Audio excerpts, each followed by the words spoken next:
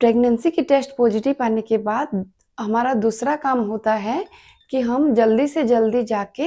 अपना प्रेगनेंसी का डायग्नोसिस कराएं, यानी कि हम सोनोग्राफी टेस्ट कराएं।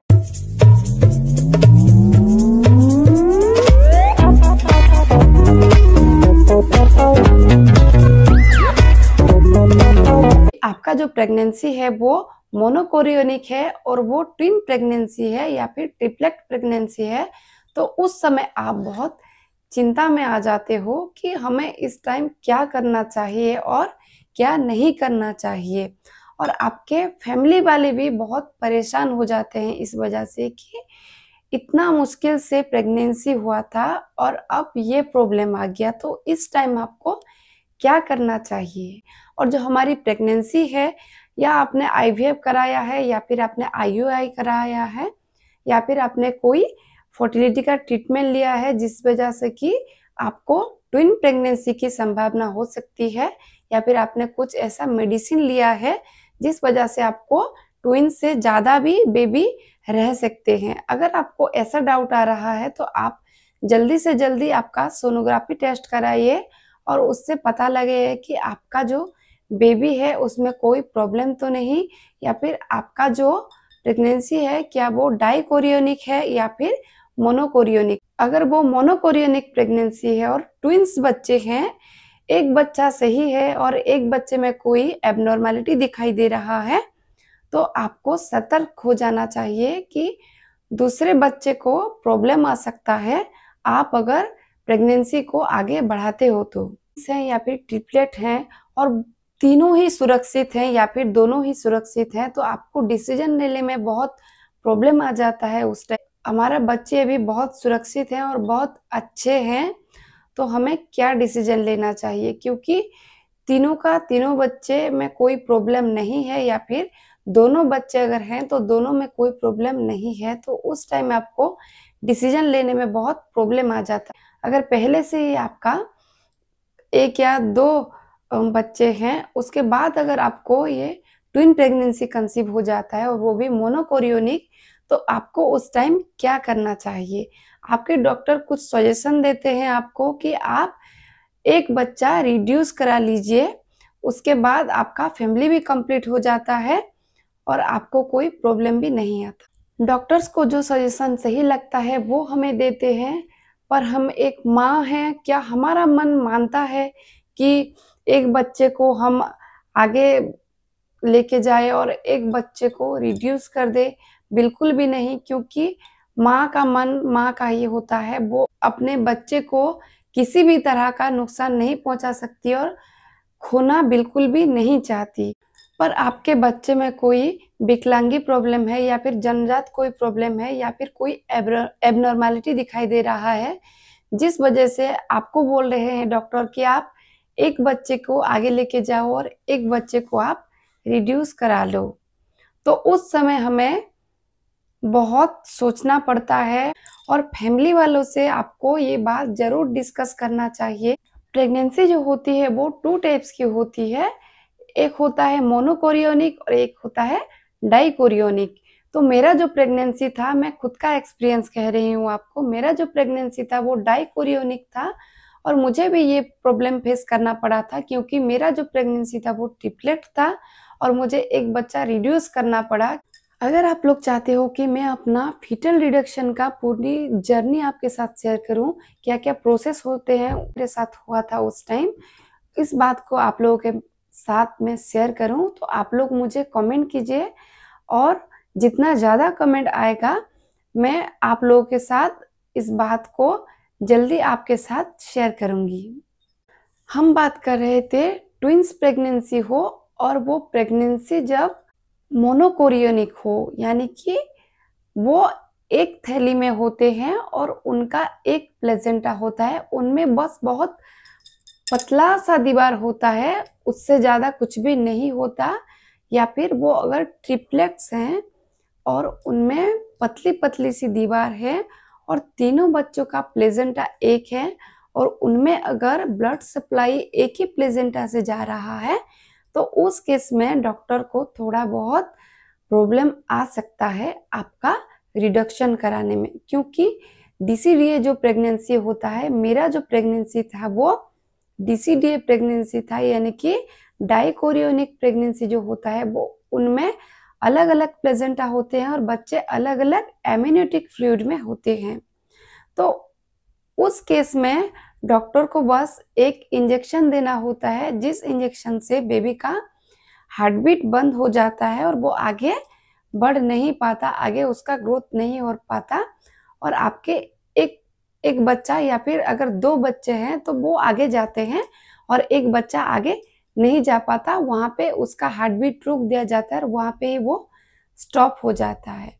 पर वो बेबी जो होता है वो आपके प्रेगनेंसी जैसे जैसे आगे बढ़ता है आपके शरीर में वो मेल्ट हो जाता है, कोई भी दूसरे बेबी को प्रॉब्लम क्रिएट नहीं करता है, या फिर रिडक्शन के बाद आपको कोई भी प्रॉब्लम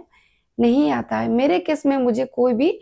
प्रॉब्लम नहीं आया था रिडक्शन के बाद। तो अगर आपका मोनोकोरियोनिक ट्विन प्रेगनेंसी है तो उस केस में थोड़ा डॉक्टर्स को प्रॉब्लम होता है। ये हो सकता है कि आपका इंजेक्शन से रिडक्शन ना करा जाए, आपका प्रेगनेंसी जो है वो, क्योंकि आपका बच्चा जो है एक ही एमनियोटिक फ्लूइड में है और एक ही थैली में है और बस उनका प्लेजेंटा एक है और ब्लड सप्लाई दोनों को एक ही प्लेजेंटा से जा रहा है, तो उस हिसाब से उनको थोड़ा बहुत डिसीजन लेने में बहुत प्रॉब्लम आता है और आपको और आपके फैमिली वालों को भी ये डिसीजन लेने में बहुत प्रॉब्लम आता है कि अब आपको क्या करना चाहिए, क्या आपको रिडक्शन कराना चाहिए या फिर आपको दोनों बच्चे के साथ आगे बढ़ना चाहिए। ये उन लोगों के लिए ज़रूरी हो जाता है जिन लोगों का पहले से 1 या 2 बच्चा हो और अभी उनको जो है वो ट्विन प्रेगनेंसी हो गया है और वो मोनोकोरियोनिक हो गया है और वो नहीं चाहती है कि वो दोनों बच्चे को आगे लेकर जाए या फिर दोनों बच्चे को पैदा करे। ये हम सबको पता है कि अगर हम फाइनेंशियली स्ट्रांग नहीं हैं, अगर हम मिडिल क्लास फैमिली से बिलोंग कर रहे हैं और हमारे घर में 2 से 3 बच्चे को पालने में बहुत मुश्किल हो सकता है या हम नहीं पाल सकते, तो अगर आपको उस टाइम ट्विंस प्रेगनेंसी हो गया है और मोनोकोरियोनिक अगर ट्विन प्रेगनेंसी है तो आप ये चाहती हैं कि आप एक बच्चे को रिड्यूस कर दे और आप एक बच्चे के साथ आगे जाए, या कुछ केस में ऐसा भी देखा गया है कि एक बच्चे में कोई भी एबनॉर्मलिटी नहीं है, कोई भी प्रॉब्लम नहीं है और एक बच्चा जो है वो एबनॉर्मलिटी दिखाई दे रहा है या फिर बच्चे में कोई प्रॉब्लम दिखा दे रहा है और आप नहीं चाहती कि आपका एक बच्चा जो पैदा होने के बाद वो मुश्किलों का सामना करना पड़े, उसका जीना बहुत आसान होने के बजाय बहुत मुश्किल हो जाए और इस दुनिया में स्ट्रगल वो ना करे, तो आप इस ऑप्शन का चूज कर सकते हैं। फीटल रिडक्शन का आप ऑप्शन चूज कर सकते हैं। मोनोकोरियोनिक ट्विन प्रेगनेंसी का जो रिडक्शन प्रोसेस होता है, हो सकता है आपको लेजर से करा जाए या फिर और 2 तरीके के ऐसे प्रोसीजर होते हैं जिसके आपको ये रिडक्शन किया जाए। तो इसमें रिस्क कितना आता है, देखिए DCDA जो प्रेगनेंसी होता है उसका रिस्क कम से कम आप 100% से 4% ये रिस्क होता है कि आपका मिसकैरेज हो जाएगा। और मोनोकोरियोनिक ट्विन प्रेगनेंसी का जो होता है उसमें आपको पेट में होल करके कर सकते हैं लेजर से या फिर कुछ अलग अलग प्रोसीजर से भी कर सकते हैं, जिसकी वजह से हो सकता है आपका प्रेगनेंसी में मिसकैरेज होने का रिस्क थोड़ा डाइकोरियोनिक प्रेगनेंसी से रिस्क थोड़ा मोनोकोरियोनिक प्रेगनेंसी रिड्यूस कराने में बढ़ जाए। इस चीज को आपको फीटल रिडक्शन स्पेशलिस्ट से ही आपसे परामर्श लेना है और उनसे अच्छे से बात करना है कि आपका मोनोकोरियोनिक प्रेगनेंसी है और आपको आगे क्या करना चाहिए जिससे कि आपका मिसकैरेज होने के चांस बहुत कम हो और एक बच्चा सुरक्षित और अच्छे से एक बच्चे का सुरक्षित और अच्छे से डिलीवरी हो जाए और आपकी प्रेगनेंसी में भी कोई कॉम्प्लिकेशंस ना आए। ये प्रोसीजर जो है आपको एक फीटल स्पेशलिस्ट से ही करवाना है, दूसरा किसी डॉक्टर से आपको नहीं करवाना है, क्योंकि फीटल रिडक्शन के जो स्पेशलिस्ट होते हैं उनमें ये कॉमन होता है, वो हमेशा यानी कि रूटीनली वो ये सब करते रहते हैं, तो वो उनको बहुत अच्छे से इस बारे में पता होता है, इनके बारे में बहुत अच्छे से उनको जानकारी होता है। और रिडक्शन के बाद आपको कुछ मेडिसिन दिया जाता है जिससे कि आपको मिसकैरेज होने के चांसेस बहुत कम हो और पेन भी ना आए। और रिडक्शन करने के टाइम आपको एक एनेस्थीसिया दिया जाता है जो कि आपको उस टाइम बेहोश बिल्कुल भी नहीं किया जाता, आपको लोकल एनेस्थीसिया देके ये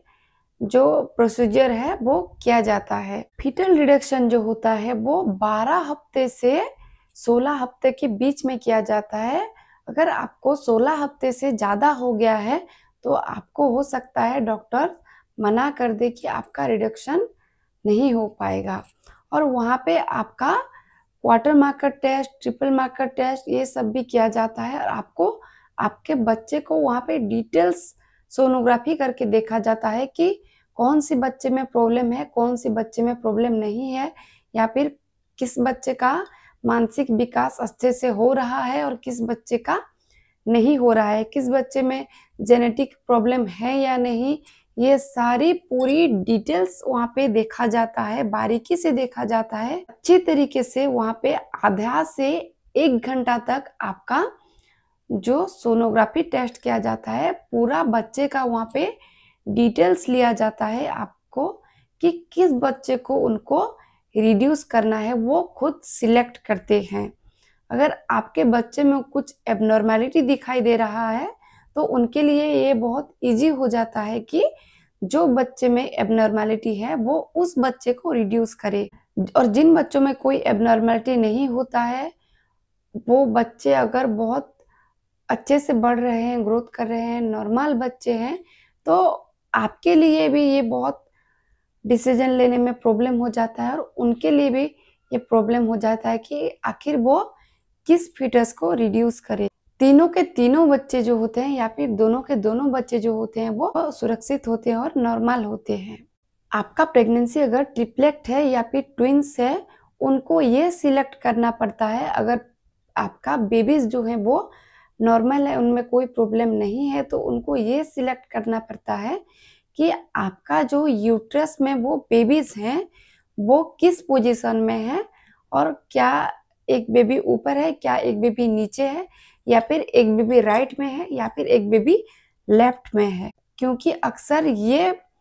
देखा जाता है, और मेरे केस में भी ये हुआ था कि उनको हमेशा से आपके प्रेगनेंसी को आगे ले जाना होता है, सेव करके ले जाना होता है, ताकि आपकी प्रेगनेंसी में कोई कॉम्प्लिकेशंस ना आए। उस हिसाब से उनको फीटल को चूज करना पड़ता है और रिड्यूस करना पड़ता है। तो हो सकता है कि आपका जो प्रेगनेंसी है वो जो फीटस ऊपर की तरफ होते हैं यूट्रस के, उनको ही अक्सर रिड्यूस किया जाता है, क्योंकि अगर वो नीचे वालों को रिड्यूस करते हैं, हो सकता है कि आपको मिसकैरेज की चांसेस बढ़ सकता है। इसी वजह से, और प्रेगनेंसी में आपको बहुत सी कॉम्प्लिकेशंस भी आने की संभावना होती है, इस वजह से उनको ऊपर में जो फीटस होता है उसको रिड्यूस करने का वो सोचते हैं। और फीटल मेडिसिन एक ऐसी ब्रांच है जिसमें कि आपके बच्चे में अगर कोई एबनॉर्मेलिटी दिखाई दे रहा है या फिर बच्चे में कोई प्रॉब्लम आने वाला है आगे चलकर, तो वहाँ पे आपके बच्चे को ग्रोथ कराने में और आपके बच्चे को ठीक कराने में मेडिसिन दिया जाता है, जिस वजह से आपको दोनों के दोनों बच्चे सही टाइम पे डिलीवरी होते हैं और उनको कोई भी प्रॉब्लम आगे चलकर नहीं होता। ये सारे डिसीजंस जो हैं वो आपके फीटल स्पेशलिस्ट लेते हैं कि आपका प्रॉब्लम क्या है, आपके बच्चे में प्रॉब्लम क्या है, और आपको किस तरीके का ट्रीटमेंट दिया जा सकता है, और आपकी प्रेगनेंसी को सुरक्षित बनाया जा सकता है, ताकि आपकी आगे चलकर प्रेगनेंसी में कोई भी कॉम्प्लिकेशंस ना आए।